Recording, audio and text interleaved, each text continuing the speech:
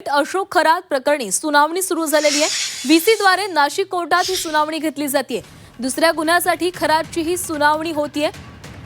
तर व्हीसी द्वारे ही सुनावणी घ्यावी अशी मागणी एसआयटी कडून करण्यात आलेली होती। आता ही मागणी मान्य करत व्हिडिओ कॉन्फरन्सिंग द्वारे या सुनावणीला सुरुवात झालेली आहे। त्यामुळे कोर्ट दुसऱ्या गुन्ह्यामध्ये खरातला पोलीस कोठडी की न्यायालयीन कोठडी सुनावतं याकडे लक्ष असणार आहे। पहिल्या गुन्ह्यामध्ये खरातला न्यायालयीन कोठडी झालेली आहे। आता दुसऱ्या गुन्ह्यासाठी त्याला कोर्टामध्ये हजर केलं जाणार होतं, मात्र सुरक्षेच्या कारणास्तव ही सुनावणी व्हीसी द्वारे घ्यावी अशी मागणी एसआयटीने केली आणि आता व्हिडिओ कॉन्फरन्सिंग द्वारे ही सुनावणी सुरू झालेली आहे। खरातवर आतापर्यंत 10 गुन्हे दाखल झालेले आहेत। तर लैंगिक अत्याचार आणि फसवणुकीचे असे एकूण 10 गुन्हे खरातवर दाखल झालेले आहेत। त्यातल्या दुसऱ्या गुन्ह्यासाठी त्याच्या कोठडी संदर्भात आता ही सुनावणी व्हिडिओ कॉन्फरन्सिंगद्वारे नाशिक कोर्टामध्ये सुरू आहे।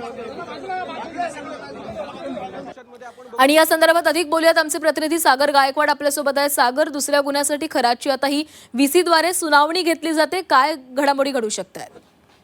नक्कीच तर कालच पहिल्या गुन्ह्यामध्ये जी पोलीस कोठडी जी होती ती 14 दिवसाची ती संपली होती। आज पुन्हा अशोक खरातची ही आता दुसऱ्या गुन्ह्याची जी आहे ती आता न्यायालयामध्ये युक्तिवाद सुरू झालेला आहे। एसआयटी कडून जे पथक दुसऱ्या गुन्ह्याच्या बाबतीमध्ये आता युक्तिवाद सुरू करताना पाहायला मिळत आहेत।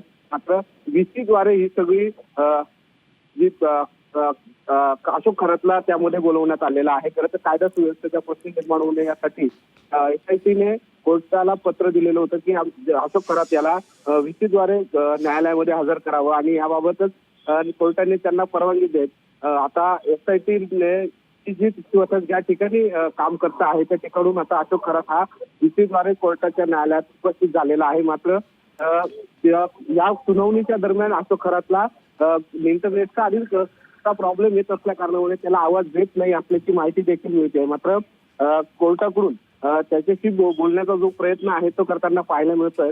फिर्यादी यांनी याला 2024 मध्ये अशोक खरातने फसवण्याचा भूल देण्याचा प्रयत्न केला होता, अत्याचार करण्याचा प्रयत्न केला होता आणि त्याबाबतचा आता हा गुन्हा दाखल झालेला होता आणि ह्या गुन्ह्यामध्ये आता सध्या युक्तिवाद व्हायला सुरुवात झालेली आहे। आता थोड्याच वेळामध्ये या सगळ्या गोष्टींचा जो आयोग आहे हे न्यायालयासमोर आपली बाजू मांडणार आहे आणि थोड्याच वेळामध्ये या सगळ्या गोष्टींचा जबाब जो आहे तो आता समोर येणार आहे। नक्की सागर, धन्यवाद दिलेल्या सविस्तर माहितीसाठी। एसआयटीचा पदा पुन्हा एक